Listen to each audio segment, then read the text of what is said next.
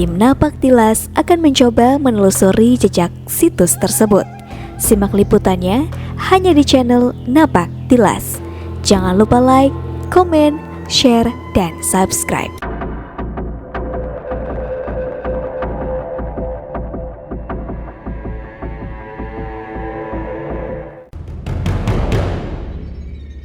Perkenalkan, nama saya Kang Sus ya.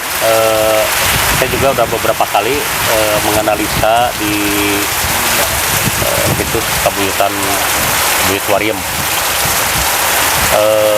Yang saya ketemukan, jadi mungkin ini pada peradaban masih analisa ya. Jadi kita menggarisbawahinya, yang saya temukan ada beberapa turunannya yang di pendahulu-pendahulunya di daerah sana, yang salah satu simbolnya saya ketemukan juga di ini Tihang. Ini salah satu ciri papat kalima pancar yang orang tua terdahulu juga ada yang memakai logo atau tanda ini.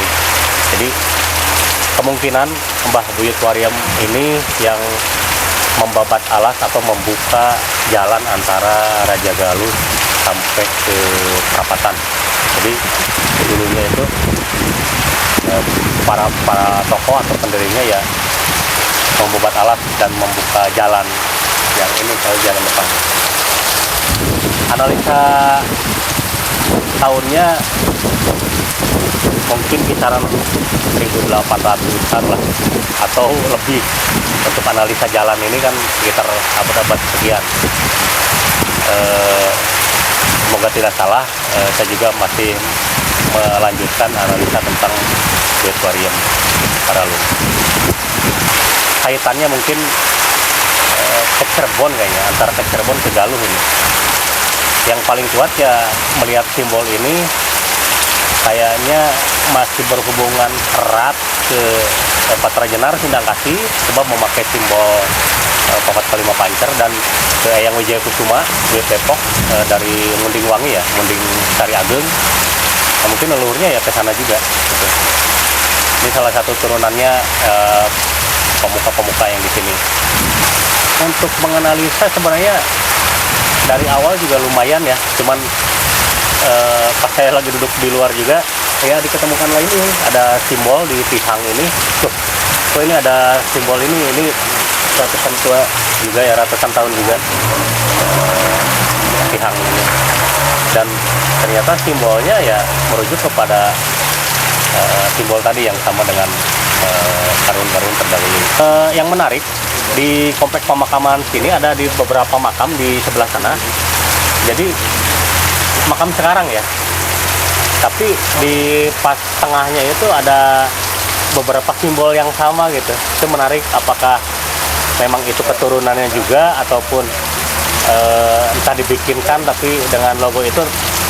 Pasti masyarakat juga mempunyai, atau keluarganya juga mempunyai tujuan tertentu untuk menandai sebuah makam dengan logo simbol papat kalima pancar. Menarik juga ada di sebelah sana. Tadi saya hitung ada hampir 8 makam ya yang bertebaran, tidak lengket. Saya yakin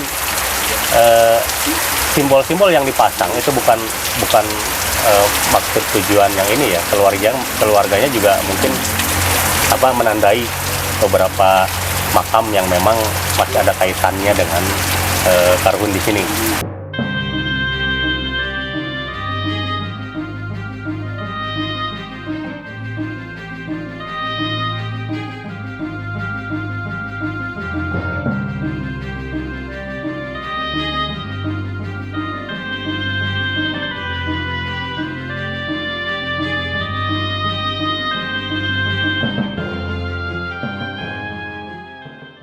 Analisa saya kayaknya ini udah ada perombakan kayaknya ya, entah tahun berapa gitu. Sebab kalau menurut tahun segitu ciri dari maesan atau ininya berbeda ya kalau kita melihat lebih tua. Ini ada perombakan juga. Terus kalau undakan bata kayaknya ini udah ada perombakan ya, ya. Udah ada perubahan. sudah dipugar ini kayaknya. Nah, ini abad-abad ke sini kalau yang tua itu kelihatan. Kalau pada masa-masa tahun segitu biasanya lebih tua lah. Kalau batuannya andesit sama. Kalau dari Maesan, mohon maaf ya, kayaknya ini laki-laki semua kalau menurut saya. Ini menurut Maesan laki-laki, ini laki-laki juga. Kalau kita lihat dari Maesan ya, biasanya membedakan kalau Maesan laki-laki itu ya lancip. Kalau perempuan itu lebih papak, atasnya tuh lebih agak rata gitu, lebih landai. Bata lama, cuman ini rombakan juga, udah di ini pugar. Mungkin dulunya batu atau ini gitu ya. Sebab ada unsur semen juga di sini gitu. Ada unsur semen, pulau penguatan. Dan Maesan juga, Maesan 1900-an awal lah bentuk-bentuk kayak gini. Kalau 1800 ke sana itu lebih antik sih, biasanya lebih artistik ya. Unik ya. Lebih unik. Terus biasanya kan kalau undakan-undakan gini kan berpengaruh terhadap kasta ya. Kalau dulu itu, nah seperti kayak gini, undakan-undakan kayak begini itu berpengaruh sama kasta. Biasanya ada berapa gitu. Ini berpengaruh susunan jabatan dulu.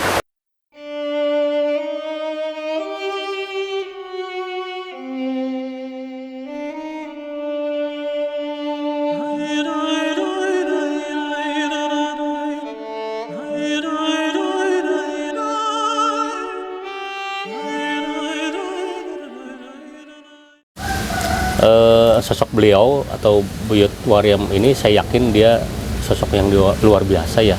Dia salah satu tokoh yang babat alas mungkin dulu di daerah Lame, Rajagaluh dan sekitarnya. Dari sabta pantatanda atau ciri yang masih tetap melekat di era zaman sekarang, contohnya sirap dan lain-lain, ini luar biasa. Jadi ada beberapa ciri yang berbeda itu pola penggambaran linuhung ya, ataupun ciri-ciri murni pejuang-pejuang kita dahulu. Ini sosok yang luar biasa bagi saya.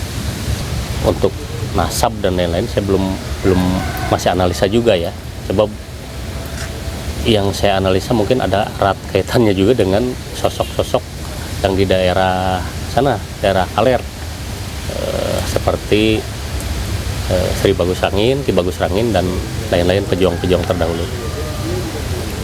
Kalau mungkin pada masa itu gitu ya, atau mungkin lebih tua lagi, saya masih analisa ini. Salah satu hasilnya itu jalan, buka jalan itu yang dari Rajagaluh ke sana, itu sosok beliau. Obat alas, membuka lahan jalan juga, yang sekarang menjadi fungsi jalan provinsi nih. Ini salah satu leluhur kita yang harus dijaga, dilestarikan. Jangan sampai ada hal-hal yang tidak inilah. Jadi kalau kita mipit ke Karuhun ya mipit aja yang baik, jangan sampai minta-minta gitu ya.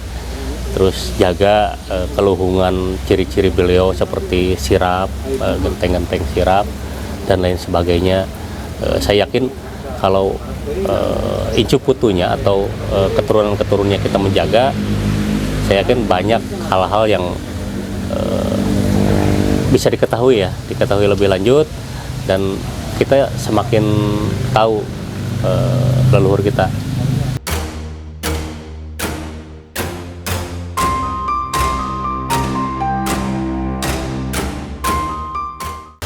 Untuk pemaparan analisa pasarean atau makam, jadi di kita itu ada beberapa situs yang berbeda ya. Model contoh karuhun kita itu yang dulu itu lebih kepada Neolitikum atau batu satangtung ya. Cirinya itu ya batu atau menhir, dolmen gitu ya, sebagai tempat peribadatan ataupun untuk ciri pasarean. Dan makin ke sini itu ada nilai artistik. Diketemukanlah batu andesit, bukan diketemukan ya, jadi memakai batu andesit yang diukir sedemikian rupa, dan itu juga pada renggi-renggi ataupun apa ya undakan di di di mayasannya itu mengandung nilai filosofi atau untuk kasta jabatan, biasanya seperti itu. Jadi semakin banyak undakan itu menggambarkan ciri bangsawan ataupun pejuang. Nah, ada lagi yang unik yang berbeda, misalkan makam Belanda atau kerkop. Makam Belanda itu orang yang tidak mengetahui hanya kayak ini ya, kayak apa namanya, kayak gapura gitu ya. Jadi berbentuk 1 meter kali 1 meter itu berbentuk undakan batu. Jadi makam kerkop itu hampir 1,6 lah tingginya, tinggi gitu ya, tingginya 1 meter kali 1 meter. Itu ciri khas kerkop Belanda. Yang satu lagi ciri makam Cina atau pasarean Cina itu seperti yang kita ketahui sekarang, dia besar atau punya lengkungan, ciri-ciri lengkungan yang kayak rumah ya, gitu. Terus makamnya itu di atas undakannya, itu salah satu ciri-ciri. Nah, untuk karuhun-karuhun kita kebanyakan itu ya, kalau dulu itu ya batu satangtung sih, menhir gitu, dolmen. Kalau untuk yang kesininya dengan apa namanya, andesit, jenis batuan andesit, dan itu juga bernilai artistik tinggi dan menggambarkan beberapa kasta juga di sana. Nah, yang paling penting ada ciri makam. Model contoh ini mas, yang di depan. Nah, yang ini itu ciri atasnya kan papak ya, itu biasanya perempuan. Nah, itu papak, itu ciri gambaran perempuan. Ada satu lagi yang sebelah sana, itu atasnya lancip, itu ciri laki-laki. Untuk membedakannya seperti itu. Nah, yang keren dulu itu menhir dolmen itu hanya sebatas ciri. Jadi keren ya, orang tua terdahulu hanya sebatas ciri agar supaya apa, menjaga kelestarian yang lainnya. Seperti halnya kalau sekarang, kalau pernah tahu tata cara pemakaman di Baduy, itu juga sama, dia hanya memakai pohon hanjuang sama batu satangtung, cuman batu. Dan itu juga kalau tanahnya mau digarap ya, makam tersebut ya dipakai untuk lahan garapan huma misalkan, seperti itu kalau di Baduy ya.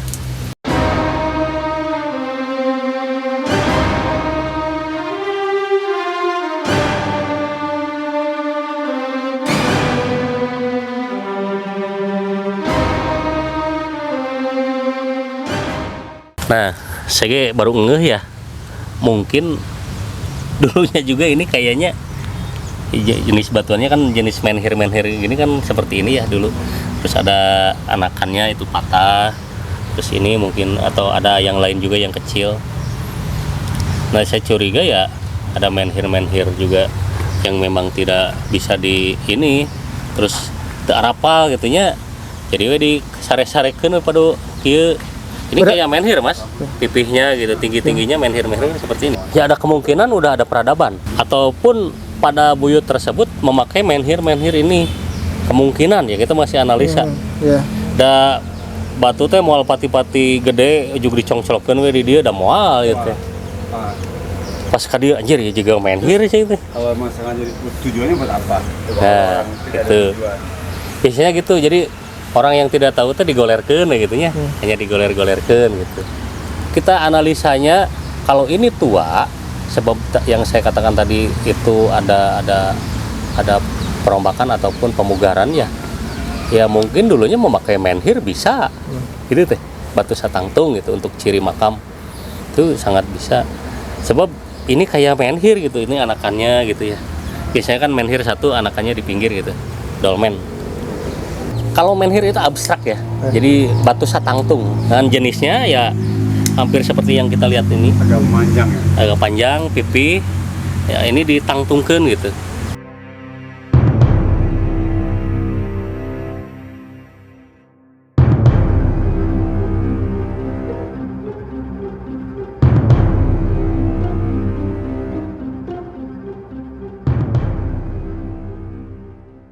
Nah ini ada makam baru juga yang memang apa namanya, memakai sama dengan logo yang di sana.